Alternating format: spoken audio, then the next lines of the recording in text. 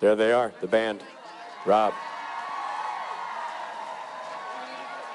There are the intense lights. Yep. So glad you guys are all here. Rob and I wanted you here to say this and say this right now. Yeah. Thanks for a great weekend, everybody. Appreciate Have a great it, time. everybody. Bye-bye. Good night. Been awesome. You're the best. We'll tack on one more thing. One more thing we'll tack on to this Saturday. Should we? All right. All right, fine. Ladies and gentlemen, not since World War I has the trench coat been more popular. Thanks to this man, it's Misha Collins. He's our angel. Come and save me tonight. He's our angel. Come and make it all right.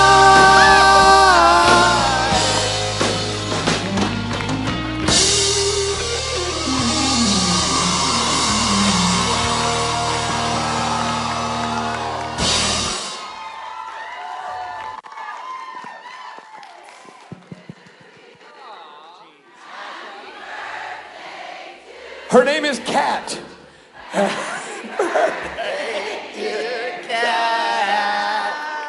Happy birthday to you.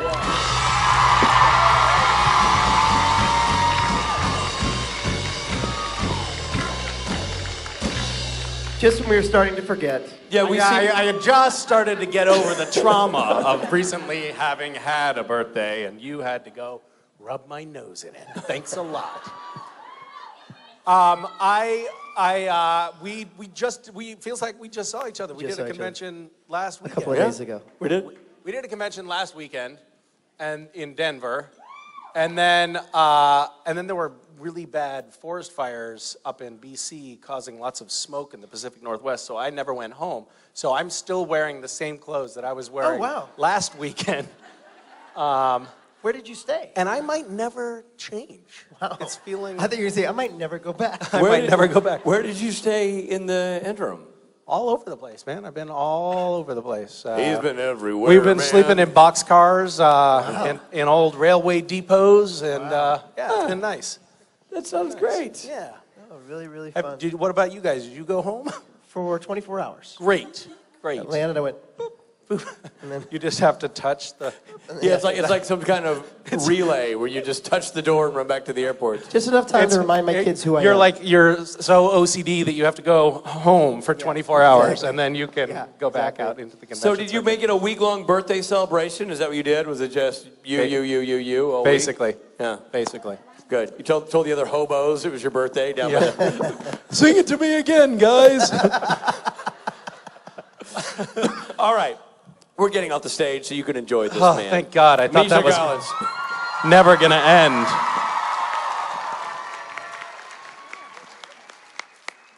I'm so sorry they took up our valuable time. So lovely to be in North Carolina. How many of you, by a show of screams, are from North Carolina? I spent a lovely summer in Lexington, North Carolina. Did you know that? Did you know that about me? Did you know that we had this point of congruity between us? My girlfriend at the time, wife now, was writing her BA thesis on. She was an anthropology major, and she was writing an ethnography of a trailer park.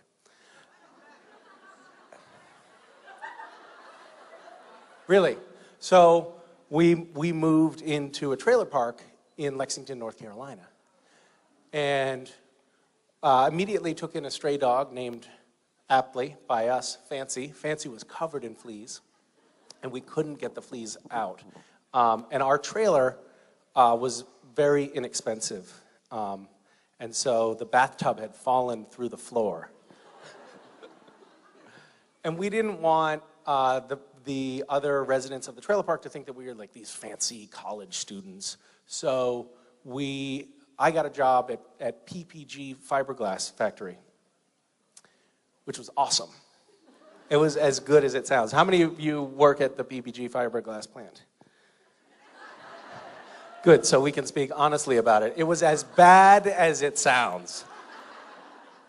And so I was remembering that because this morning I went for a run and I nearly died because it's so hot and humid here. And it was, and I remember that distinctly. It was like this sense, it gets worse. I know, I spent a summer here. I was just telling you.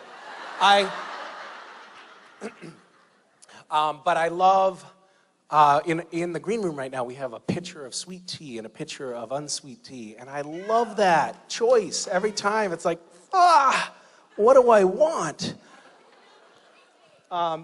Sweet? Wow, you're a divided state, aren't you? What portion of you is sweet versus unsweet? Everyone raised their hands. I love that. This is not how to conduct a survey, folks. I was remembering I had gone on a run.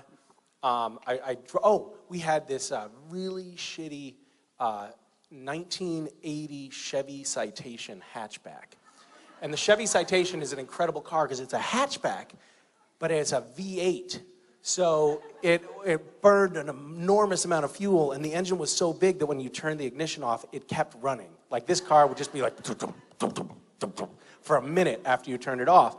And I drove to this park to go for a run, and parked, and I went for the run, and it was like sunset, and it was beautiful, and I was covered in sweat, and then I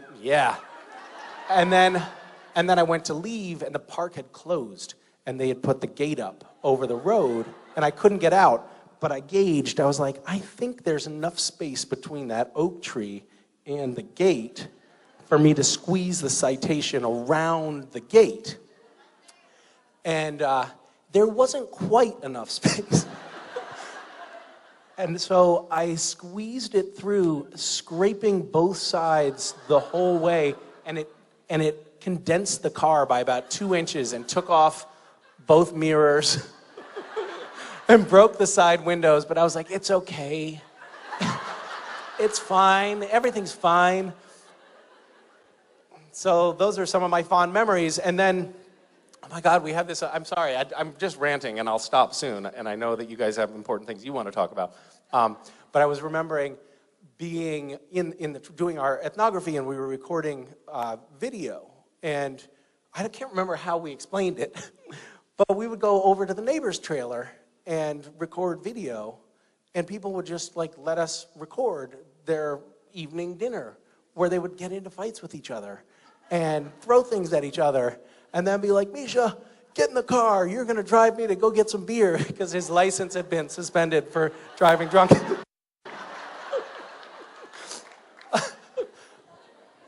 It was a really great summer. I loved it.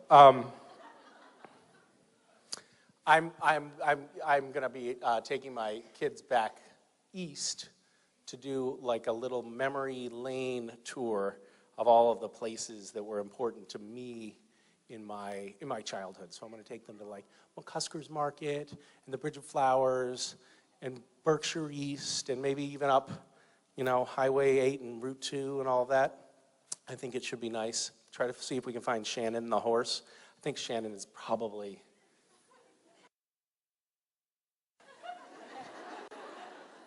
if we're being honest, going to be hard to find. Yeah. All right. I don't have anything else to tell you. Do you want to ask a question? We have this very traditional format where people ask questions, and then I can come up and sit down and we can talk. You would like to sit? You would like to sit up here and ask the question? Sure. Okay, come on up.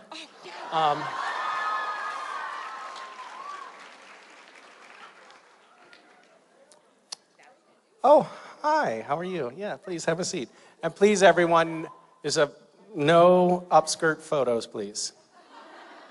Oh.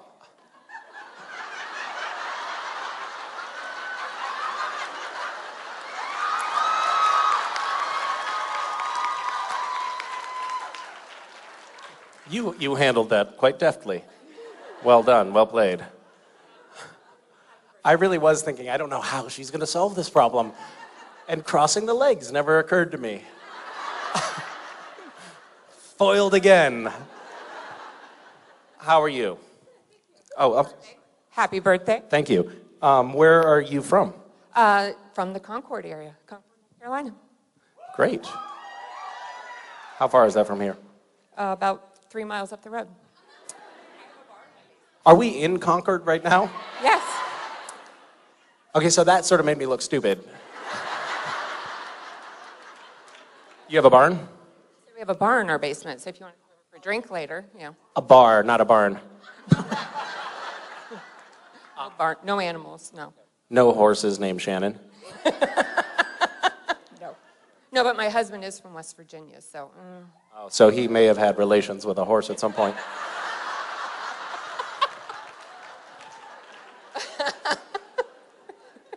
Do you sometimes like walk around with him and it's like, oh, let's see those stables, that's my ex over there.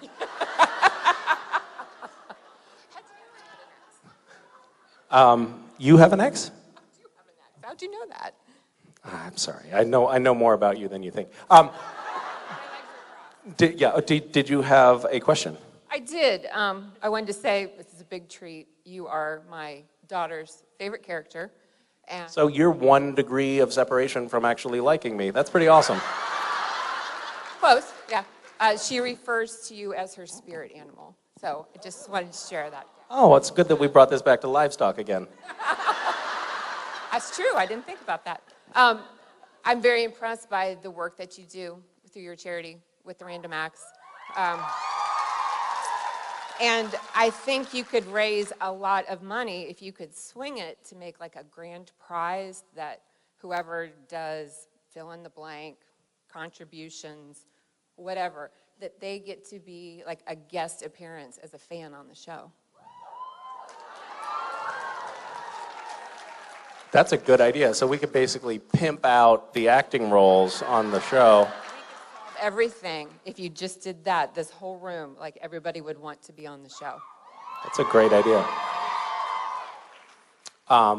We could be like the first on-air prostitution racket. Legal. Yeah, sure. Obviously, we'd have to move operations to Nevada, but all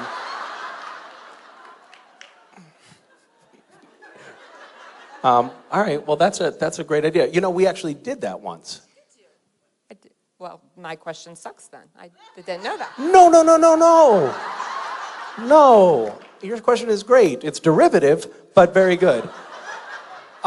We did or Jared and Jensen really did something in the Austin area. They did a fundraiser, and then the woman who bid the most, gave the most, she got to come and be on the show.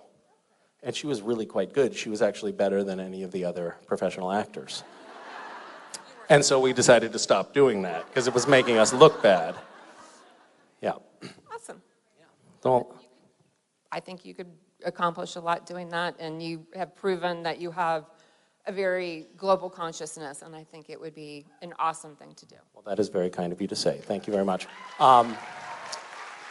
Thank you. It was lovely talking to you.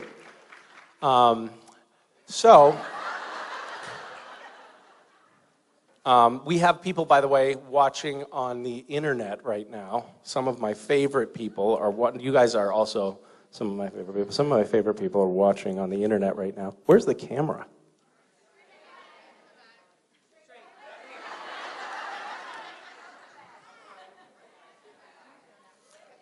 Can you even see us from back there? Are we just like little tiny dots on the horizon?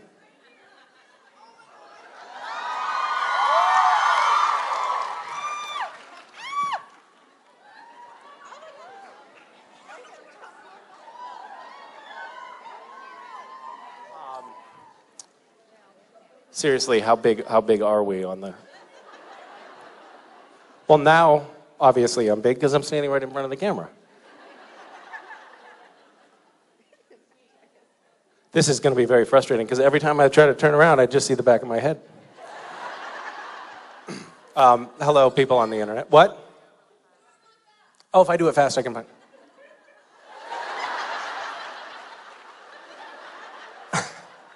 Unfortunately, it takes my eyes a second to get focus because I'm old now.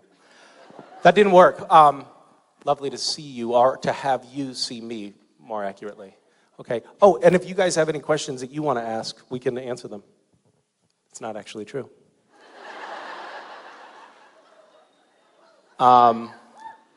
Hey, come on. Stop.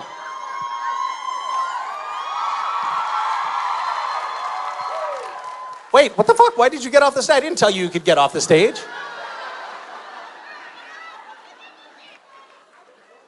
Who told you to leave?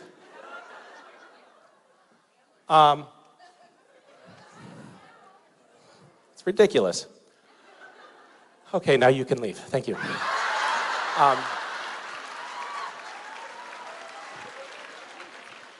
And do you have a question?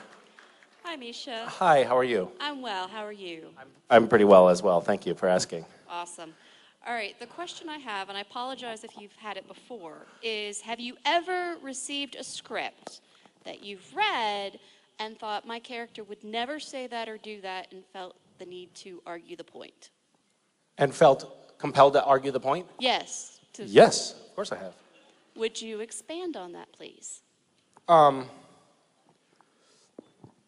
I have specifically in the past been asked not to talk about things that got changed between first draft and what the final product is. Thank you for helping me talk. It's not my strong suit. So I won't talk about things that we ruminated on that might have been important to the storyline that we then changed in a dialogue between actors and writers. The writers on Supernatural don't so much value our opinions as they just want us to leave them alone. So sometimes they'll make changes to make us shut up, knowing that they can cut that out in the edit. Yeah, it's how people handle belligerent children or something. Yeah. But there was one early on. It was season 5. There was a scene where Cass sits on a whoopee cushion, and I was just like, "This is so stupid. This is so juvenile, and it's so stupid. It ruins the whole scene. There's like a substantive scene here, and then Cass sits on the whoopee cushion, and it doesn't make any sense. And also, angels don't fart, and so we." And Jared and Jensen were like, "Oh, yeah, whatever." They'd been on the show long enough that they didn't care about anything anymore.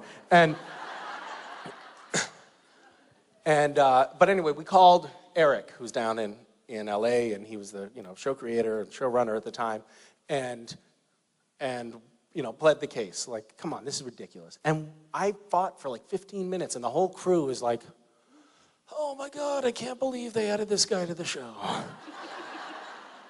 And Eric held his ground. He was like, "No, it's important to the scene that Cass sits on the whoopee cushion. You'll see, it'll be funny." Which it was. It was actually a great element in the scene. So it proved to me that my opinion doesn't matter.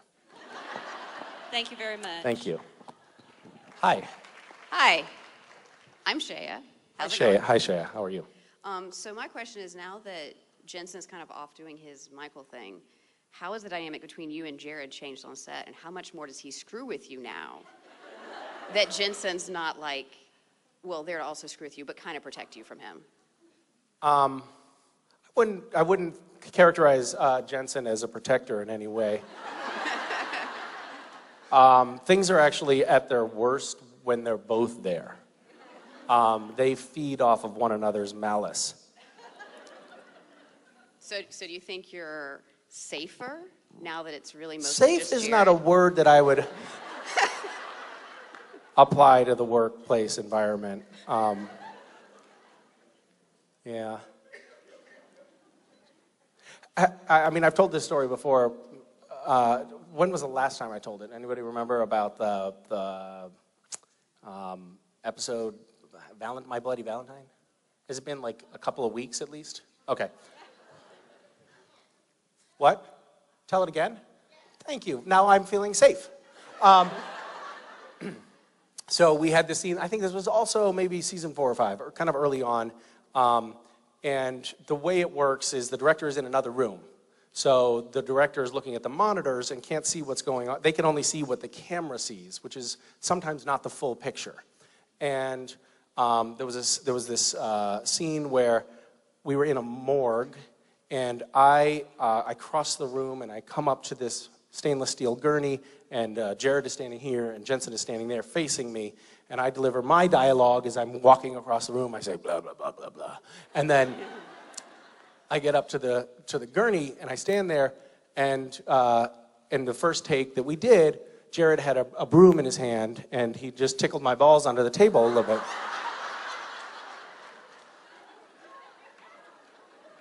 Just a little bit. But it was just the right amount that I started laughing, which is sort of my weird thing that I do when someone tickles my balls with a broom.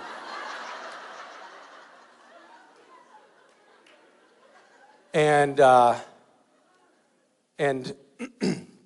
director's like, hey, Misha, come on, pull it together, because the director can't see the fucking broom under the table.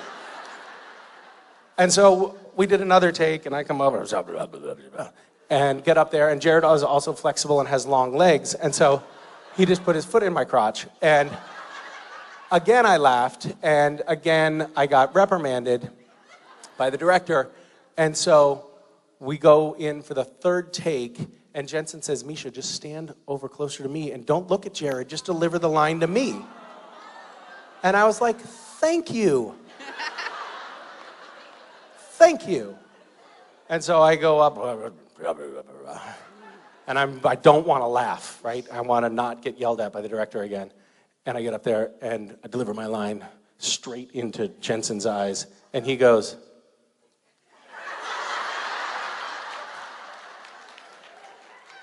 Why don't you just grab the broom and fondle Jared back? I mean, you know, he hindsight's deserves it, right? 20/20. Anyway, thanks for asking. Hi, Misha. I'm Ashley. My question was, as a Buddhist and myself as someone who studies as well, has it influenced your acting, and has it influenced Castiel anyway in terms of you play him maybe kinder than most of the other angels? So you mentioning that Buddhism, I wouldn't necessarily call myself a Buddhist, but I do practice like a sort of Buddhist meditation. And I do think that has influenced my performance because Castiel more or less comes across as just asleep all the time. Just, devoid of any emotions, catatonic, almost like in a meditative state. So I credit that work that I've done on myself with being able to bring a character to the screen who has no emotion whatsoever.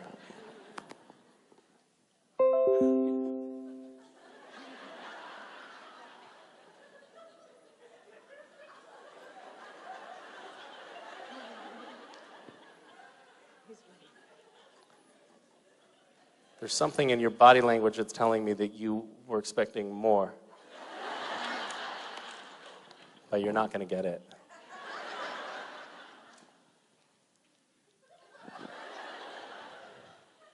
This has been very awkward. You're doing great. Hi. Thank you. Hi, Misha. Happy birthday. Oh, thank you. We hate that we missed you at karaoke. You know, you couldn't quite make it, but if you'd come last night, you'd know that, the unofficial theme song for Supernatural is Can I just tell you that it's Carry On My Wayward Son. I know that about Carry On My Wayward Son and Supernatural. I also have to tell you that I hate karaoke. And, you know, I've discussed this with friends recently. They do too. Everyone, I don't know what it is, but I actually get more anxiety around karaoke than just about anything else in my life. Like I used to be really, as a young person, I was really terrified of nuclear holocaust. But now it's karaoke that scares me. Yeah. Right. So, yeah, no, I wasn't there, that's true. Right. But I've also never been there. But that's not my question. Okay. But since you can't be there with, and we want to honor you, what would Castiel's theme song be? You could sing in your honor. What would your theme song be as Castiel? Castiel's theme song would be Rachmaninoff's Vespers, which, by the way, would be a fucking hit at karaoke. Yes, it would. It would be amazing. Yeah. Thanks for asking. Thank you. Hi. Hi. Sorry. Don't apologize. You haven't done anything wrong yet. I'm just really nervous.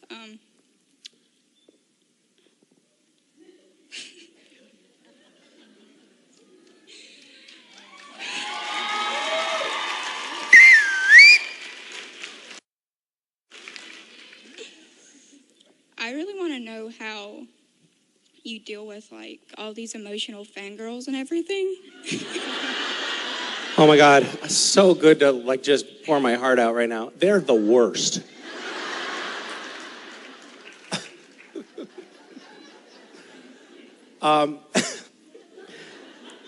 Is that your question? Sir? No, don't apologize. You haven't, well,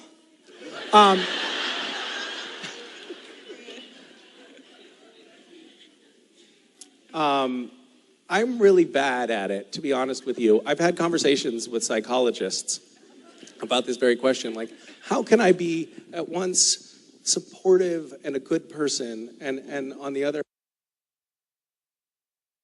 hand, like, process things? Because, you know, we have these very intense, brief personal interactions with people who know us a little bit, but we don't necessarily know them very well. And that's a kind of a strange dynamic to be in with people. And I vacillate between having it feel like deeply connected and loving, and being totally freaked out by it. And it really does change. Like there was a moment earlier when I was doing photos when I just felt like each hug I was giving people like was really conveying something about like humanity. I don't know, you know, I was just like, this is lovely just to have this brief connection with all of these people.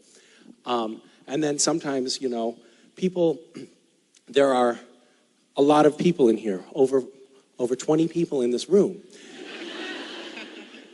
And when you have that many people in one place, you're going to have people who have traumas, or who have recently lost loved ones, or who are struggling with a sickness or a difficulty in their lives. And people will often share those with us. And sometimes it's like, it's an incredibly intense thing to process in a brief period of time.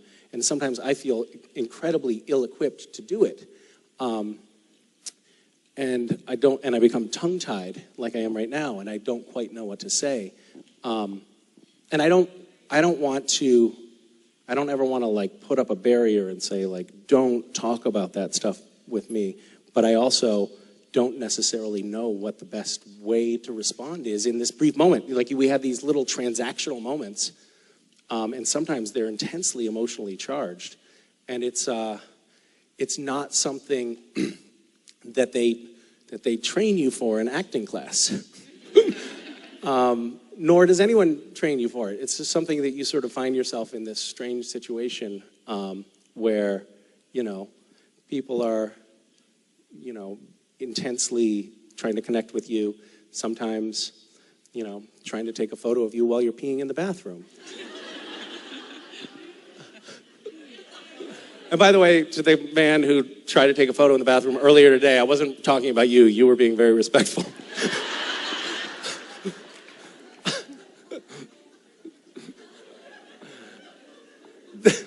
There was a moment when someone did take at a convention, did take a photo of me urinating.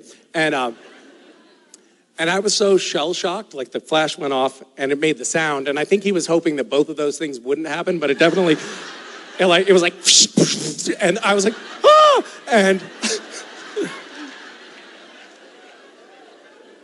And I was so stunned. And then he ran out and it was a very crowded convention. And I was like, man, camera, flash. And then it was like a manhunt because I couldn't, I never really got a good look at him. But I knew that there was a photo of my junk now running around the convention. And he had to be found. Because I don't want to make everybody else feel self-conscious about what they have,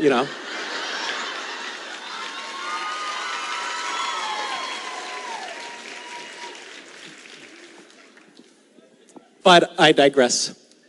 Thank you for your question. And sorry for being so earnest. You're fine. It won't happen again. Do you have more to say? Thank you, Misha. What did you say? Thank you. Thank you.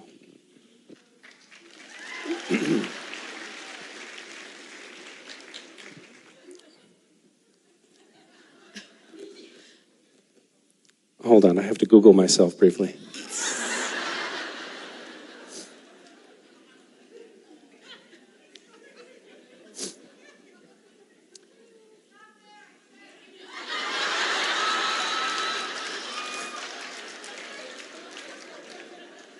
I'm looking at some of the questions from the internet people.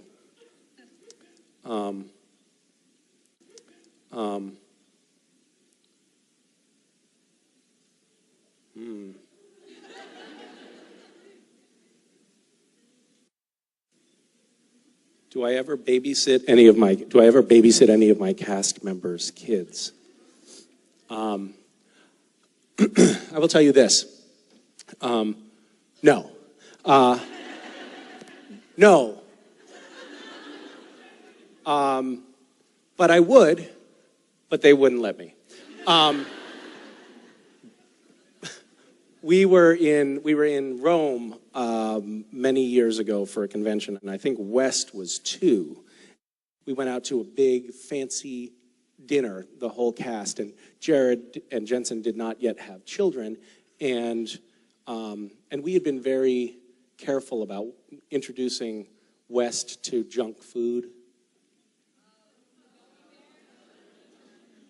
And when I wasn't looking, Jared took the white sugar packets out of the little coffee dispenser thing and just poured them into West's mouth, like, ah, like,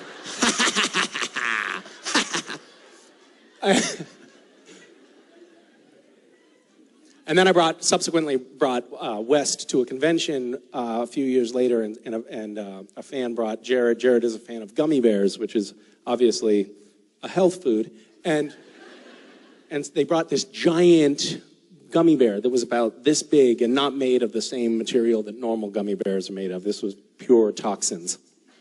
And he was like, West, come here. And again, I was busy taking photos. I turned around and West had bitten the face off of this monster gummy bear. And I could see spirals in his eyes. He was shaking. So I would say that I would definitely like Jared to babysit my kids, for sure. I would feel super safe with that. That wasn't your question. That was the internet's question. There was another. I'll answer one more from the internet. What do I currently have in my pockets? A banana. I don't know. I don't want to find out. This could be very embarrassing. I have a note that someone wrote me on Post-its.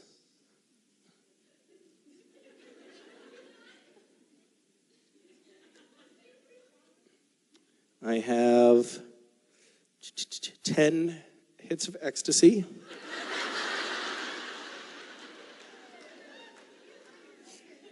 My wallet.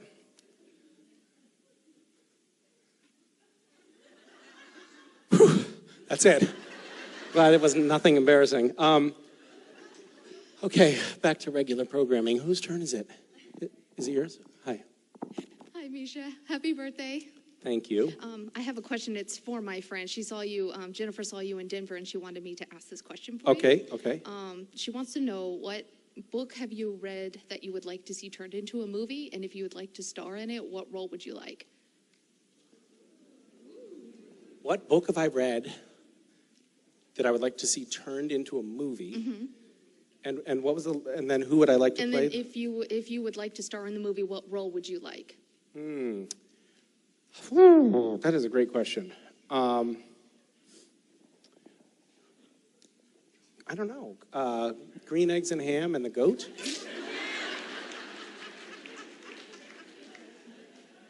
That works. The Goat. The Goat. What movie have I read that I'd like to see turned into?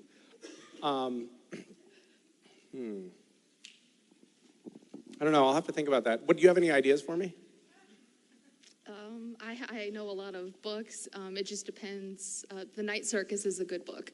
The Night Circus? What's that about? It's about a bunch. It's not like the circus, about people who have a lot of different So magical powers. it's badly named. Well, it's a circus, but they have powers and they're able to do things like almost like transfiguration in a way. It's really cool. I think you would be good as the lead guy. Oh, really? Don't ask his name because I can't remember, but I think you would fit perfectly. That's very exciting. Thank you for the casting opportunity. I don't know. I might like to do some John McPhee book.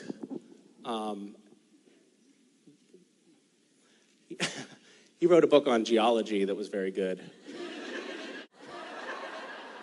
It could be riveting. It would take a long time to watch, possibly in the hundreds of millions of years range, but it was very good. Okay, all right. I would play The Rock, obviously, in that one. Or no, Dwayne Johnson should probably play that. I'll think about it. I feel like I sort of let you down. I didn't have a good answer for that question, Okay. but nobody's perfect, so. Thank you. Thank you. Hi. Hi, I'm Brittany. This is my daughter, Kinsley. I'm going to ask a question for her. She's Okay. a little nervous. Okay. She wants to know, what is your favorite season for Castiel's character and why? My favorite season for Castiel? Mm-hmm. I really liked him in season 3. He was just so badass at that point. They did cut all of his scenes, but because it overshadowed the other characters. Did your mother fairly represent you with that question? Is that really the question you wanted, or did she sort of mess it up? Yes, she messed it up? What? Did I mess your question up? No? Okay. Now neither of you are talking into the microphone, so it's making for a very awkward conversation. Sorry. I'm sorry, what is your name? Younger person? Tell him your name. Kinsley. Kinsley. Hi, Kinsley. But that wasn't so bad. You're a pretty good public speaker, actually. Have you ever talked in front of people, like at school or? Yes. And it's fine, right? Everything works out. I mean, you probably only have nightmares for a few weeks afterwards. Do you have a favorite season of the character? Yes, she does. 12. Season 12, recently. Why? Why do you like that season? Do you see what I'm doing to you? All right, I'll answer your question. I think I liked season when he became human.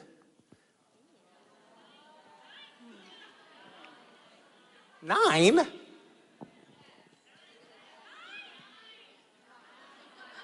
It was that late that he became human? Oh, wow. I would have placed it a few years earlier than that. I haven't watched the show in a while, so.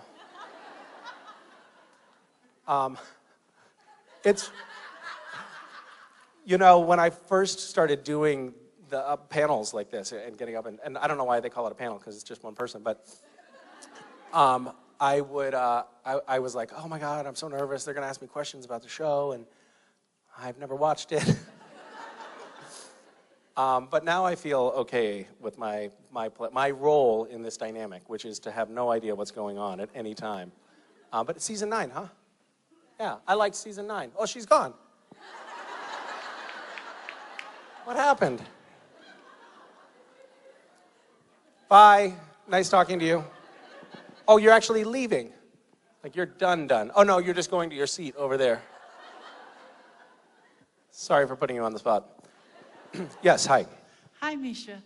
I have a question about parenting. Is there a recent interaction with your kids where you felt like it went well, or you did well, that does not involve children feces? Wait. Wow. Sorry, how did that question end? Say that again.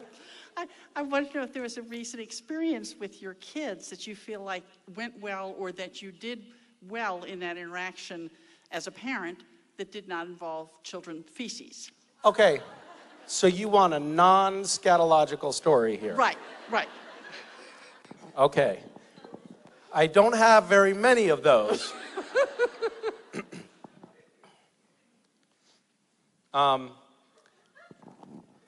I think so. You know, somebody just told me an interesting statistic that's not a statistic. It's just a fact. So the number one determining factor for success later in life, like if you have children and you send them to lots of camps and teach them to play cello at a young age and train them to be great athletes, all of those things actually don't determine whether that child ends up being successful. There's no real correlation between all of that work and having a successful child later in life. But if you demonstrate love to your children, that does. That's the biggest contributing factor. Someone told me this. This is completely unsubstantiated by anything other than somebody in a kitchen being like, hey, did you know this? And I'm telling it to you as if it's a fact. That's how fake news gets spread, people. But I liked the sentiment of it, and so I'm sharing it. So we were lying in bed, reading bedtime stories, Mason on one side, West on the other side. And I said, I love you guys so much. I want you to never grow up. I want you to stay my little kids forever. And Mason said, no, we are going to grow up. And I said, no, I want you to stay my little kids forever and ever, and I want you to never grow up.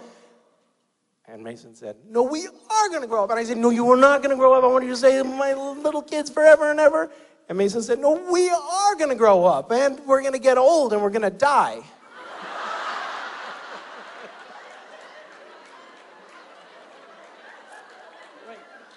And I just thought that was so sweet.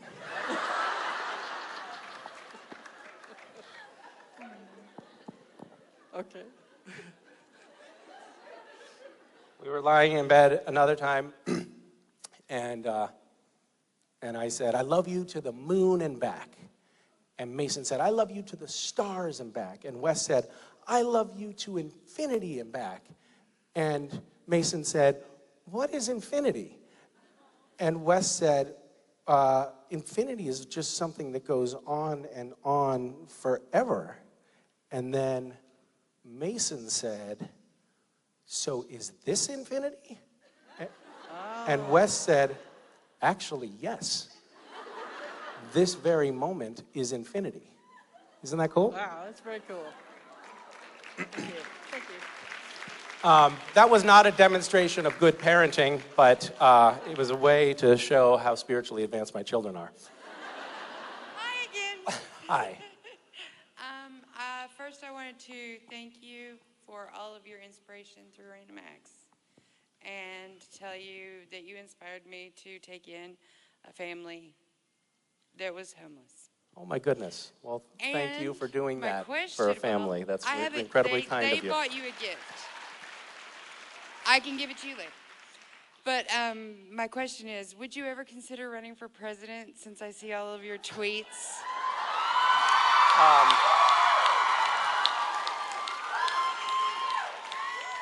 Would I consider running for president? Yes. I am grossly unqualified to be president, but that doesn't seem to stop. No.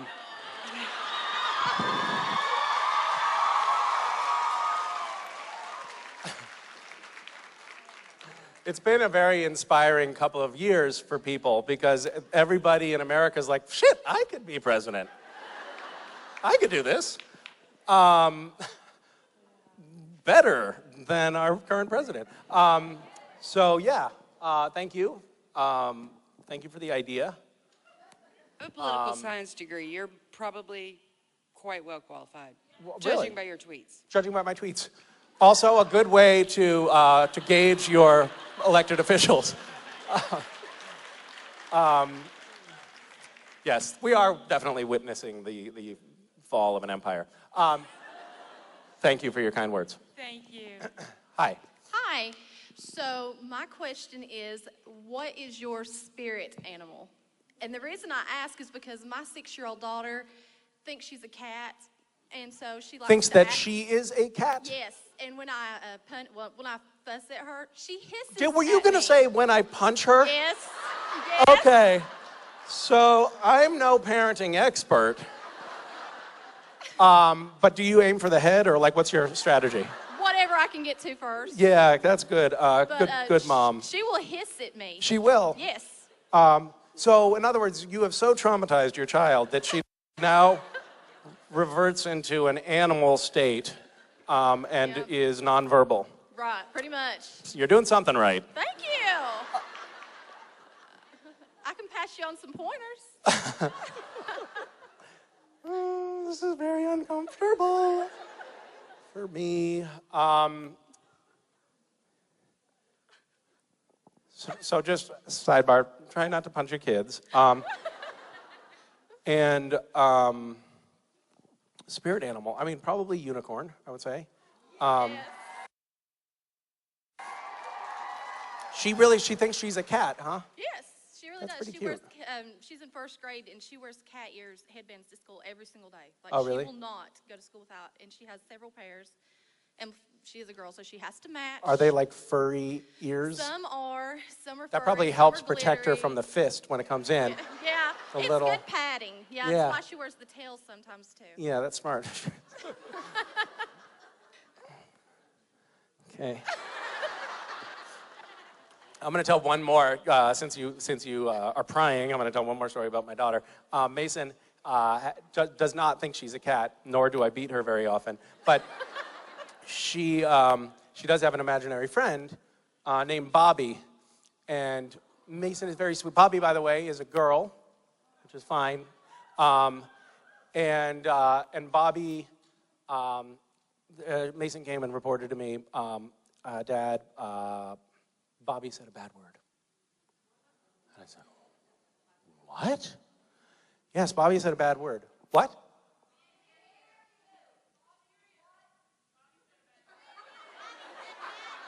I'm sorry, I can't hear you.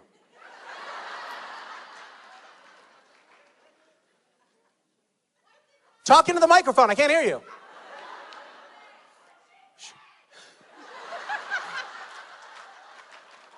She said, Mason said, Bobby said a bad word. Bad word. Was that so hard?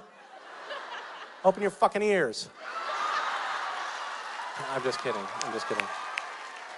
So Bobby said a bad word, and I said, oh no, what did Bobby say? And Mason said, Bobby said fuck. So I choked her and I killed her. So she may have learned it from you. Yeah. Well, she's not murdered anybody yet, so I think I'm still doing okay. Okay, good. Thank you. Yep. Okay. I'm sorry, by the way, for swearing. I don't know what happened there. especially at you, that section of the audience. I take it back. You're lovely people. You're just... Are we okay now? Okay. People have paid for me to swear at them? I love that idea. And now we've added a new premium package, the berating package. It's the double platinum ticket, where Misha will yell at you and then urinate on you. Hi, Misha. Hi. Hi. So with the new Bill and Ted movie coming out, Oh, right. This is a big deal. I was wondering, who would you like to meet from history? From history, who would I like to be? Other than Keanu Reeves?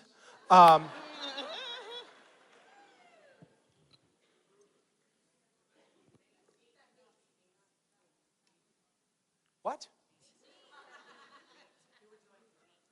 You're just saying the word meat to me over and over again. Meat. There's a woman in the front row that's just like, meat, meat, meat. Like it's some creepy fetish mantra. Meat. Meat. Okay, so who in history would I like to meet? S. M-E-E-T. And what? What? All right, let me give you an easier question. Thank you. This is my first Supernatural Con, and Oh, how is it going so far? It's No, amazing. You can be It's honest. overwhelming. You can be honest. Yeah, well, Be it's totally just, honest. there's a lot of What's positivity. your least favorite part about it? The wait times in the restaurant, but that's okay. I understand. The wait time at the restaurant?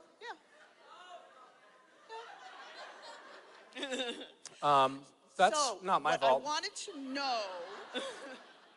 Yes. What's your favorite part about it? Can't think of anything What else. I wanted to know. Yep. Was, you see fandoms like Doctor Who and Star Trek, and 20 years from now, Yep. what do you see about this fandom? What would you like to see? Well, what would I like to see in this fandom 20 years from now?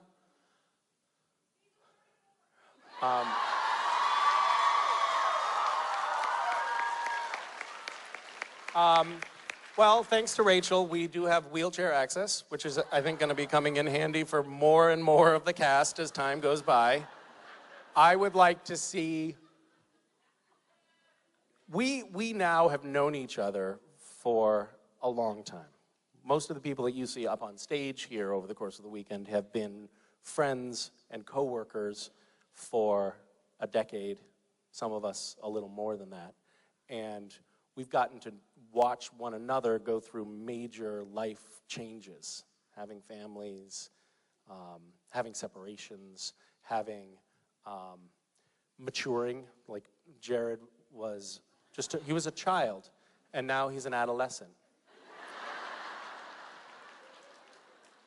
And knowing a group of people like that, who we've really bonded together, like we've become really close and we love each other, and it's really one of the best parts about this job is being able to come together with a group of people whom we all like, where we all feel like we're doing something kind of cool together.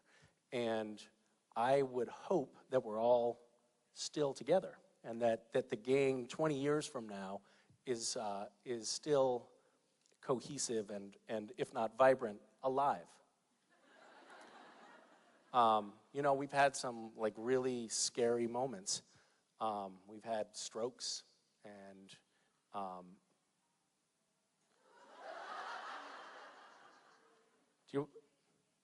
what's that? So who's calling? Someone's phone is ringing. You can answer.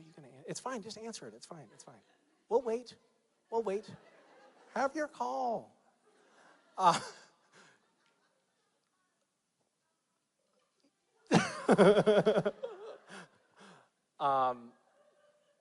So yeah, I actually do. I do hope that we all get to grow old together, and I think that I am already there, but the others are catching up, and soon we will all be old together, and that will be lovely. It's a very interesting thing because as an actor, you expect to go into a job and work for a few weeks or a few months, or if you're lucky, a couple of years, maybe 5, but never for decades plus. And to be able to be a part of something that lasts for that long is quite remarkable and unusual. And it means that this has been the biggest chunk of my professional life and a very big portion of my adult life spent on this show. And if it keeps going, I won't know anything but Supernatural. We'll become this weird little cloistered cult where the people that get up on stage have no idea what happened in the show, but they talk about it anyway. It's sort of like our president. Thank you. Hi. Hi. Oh, how are you? I'm well, thank you. How are you? Good. Has there ever been like? Has there ever been like an episode or a scene that's ever been like emotionally trying or hard for you to do or act out? Well, all of the scenes are hard for me to act out. Emotionally wise. What's that? Emotionally wise. Emotionally? There was a scene, what was interesting? We did a scene where I was Jimmy, and it was after Jimmy had died. So Jimmy, for those of you who haven't watched the show, Jimmy is the accountant who Castiel, the vessel, thank you. Thank you. The human vessel that Castiel took over. And Jimmy died. We now know that. It's canon on the show. And Jimmy came back from heaven to talk to his wife. And that was weirdly a very emotional scene for me. It was like, and it was also interesting because I had played Castiel at that point for several years in a row, and I actually hadn't played another character. And I was like, oh my God, I totally forgot how to act also. That's the other thing about working on this for so long. I'm ruined, and I will never be able to do anything else because I've been brain damaged by the process of playing Castiel for so long. Thank you. Hi. Hi. I'm freaking out. You ever sign up for those things and you're like, yes, I want to win, and you get there and you're like, I don't want to win. Why did I do this? Yeah. Yes, that's me right now. That's how I feel right now. I'm like, what do I say? But then earlier when you were talking about whenever you were trying to do that role and the guys kept messing with you under the table. Yeah. Okay, so I thought you said Jared had a boob, not a broom. I have not ever publicly disclosed that. So, as far as you know, he does not. Just as a whole, how do you think we as Supernatural fans can kind of make a difference? You know, there's kind of so much negative things that are going on outside of us, and, you know, what can we do to make a change? First, I would say kill as many demons as you can.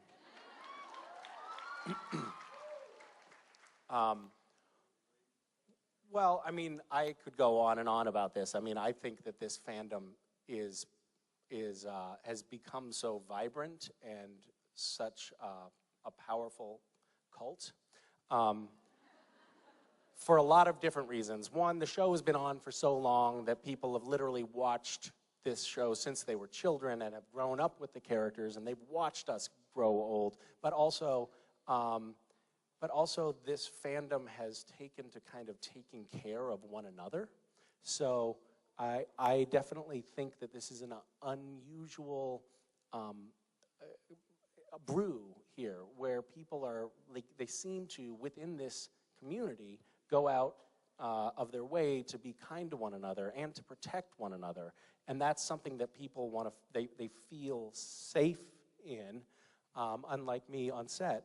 And And I think that that's lovely, and I think that that's a lovely incubator for doing good in the broader world. You know, we have like the crisis support network that we set up where, you know, anybody who's suffering from, you know, severe depression or other mental health issues can, you know, come in and chat, and we've trained now members of this community to be moderators in these chats and help people. And there's people who've spent hundreds of hours as moderators now doing really amazing work, really helping other people in the community. So this is a place, it's a community where people are being kind to one another and being supportive of one another, and where people feel like, I think, they can be weird. I mean, I think that one of the things that I love about this fandom is that it seems to attract people who are misfits in the larger world.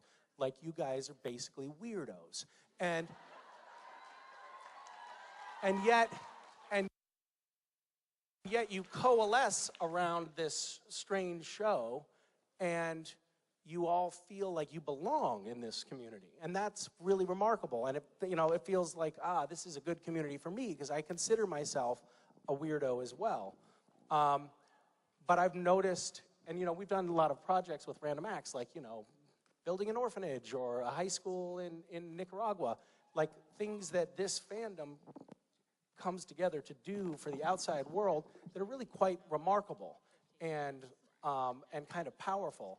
And I don't know, the only other thing that I would mention at this particular juncture is I think as a fandom, we could rally around the other idea of building better civic engagement in the world at large and amongst ourselves. So making sure that we as members of this community get out and vote, read real news, get our friends and families engaged and informed.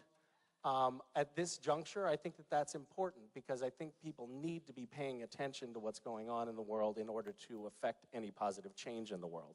And Rich and I set up a voter registration table with the help of some really awesome volunteers, which is here at the event. So if you want to just go register to vote, or tell your friends to go register to vote, or even see how you can, when you leave here, get people to register to vote, and then remind people to vote when the time comes. That would be helpful. That's one thing, one concrete to-do item for you.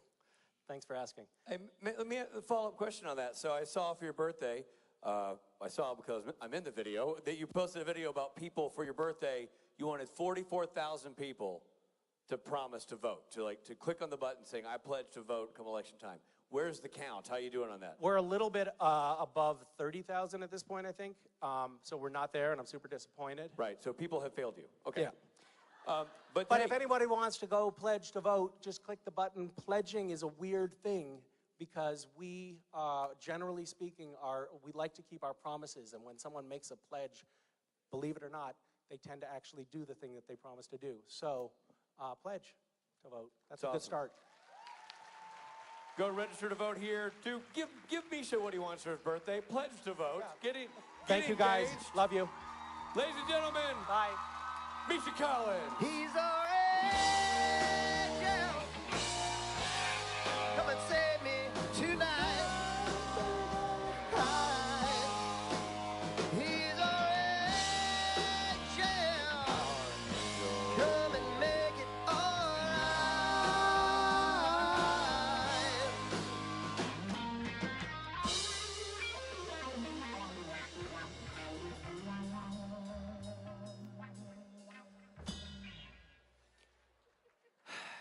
Robbie, Richard, this band is going to take a breather. Yeah.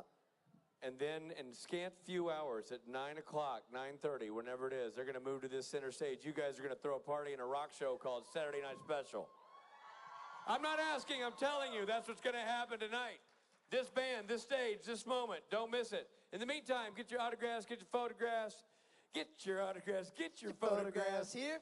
Get yourself some something to drink, something to eat. Hydrate, so important. For God's sakes, warm hydrate. days. And we will see you back here for Saturday Night Special, everybody.